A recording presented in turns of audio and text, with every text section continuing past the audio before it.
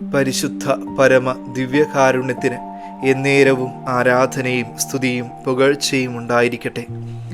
ഹോസിയ പ്രവാചകന്റെ പുസ്തകം 14-ാം അധ്യായം 7 മുതൽ 8 വരെ തിരുവചന ഭാഗങ്ങൾ. അവർ തിരിച്ചു വന്ന് എൻ്റെ തണലിൽ വസിക്കും. പൂന്തോട്ടം പോലെ അവർ പുഷ്പിക്കും. ലബനോനിലെ വീഞ്ഞുപോലെ അവർ സൗരഭ്യം പരത്തും. എഫ്രായിം, വിഗ്രഹങ്ങളുമായി നിനക്ക് എന്ത് ബന്ധം?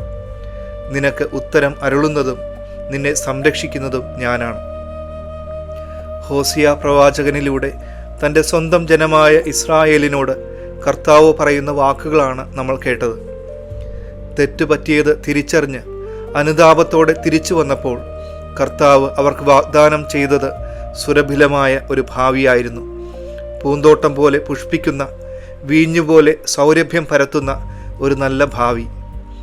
ഇന്ന് ഈശോ നമ്മളോടും ആവശ്യപ്പെടുന്നത് ഈ ഒരു ഒറ്റക്കാര്യമാണ്.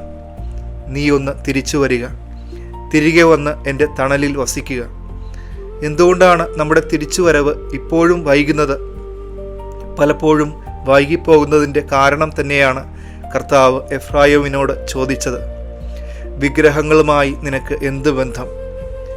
ഈശോയിലേക്ക് തിരിച്ചു വരുവാനും അനുതപിക്കുവാനും പലർക്കും കഴിയാത്തതിൻ്റെ കാരണം ഇപ്രകാരമുള്ള വിഗ്രഹങ്ങളുമായുള്ള ബന്ധമാണ്. കത്തോലിക്ക സഭയുടെ മതബോധന ഗ്രന്ഥം 2113 ഖണ്ഡിക വിഗ്രഹാരാധനയെ ഇങ്ങനെയാണ് നിർവചിക്കുന്നത്. വിഗ്രഹാരാധന എന്നത് അന്യദൈവ ആരാധന മാത്രമല്ല, വിശ്വാസത്തെ സംബന്ധിച്ചിടത്തോളം അത് നിരന്തരമായ ഒരു പ്രലോഭനമാണ്. ദൈവമല്ലാത്തതിനെ ദൈവതുല്യമായി കാണുന്നതാണ് വിഗ്രഹാരാധന. തിരുസഭ നമ്മളെ പഠിപ്പിക്കുന്നത് പോലെ ഈശോയെ മാറ്റി നിർത്തും വിധം തിരിച്ചു വരുവാനും അനുതപിക്കുവാനും സാധിക്കാത്ത വിധത്തിൽ ഏതെങ്കിലും വിഗ്രഹങ്ങൾ നമ്മുടെ ഹൃദയത്തെ വരിഞ്ഞു മുറുക്കുന്നുണ്ടോ എന്നുകൂടി പരിശോധിക്കാം.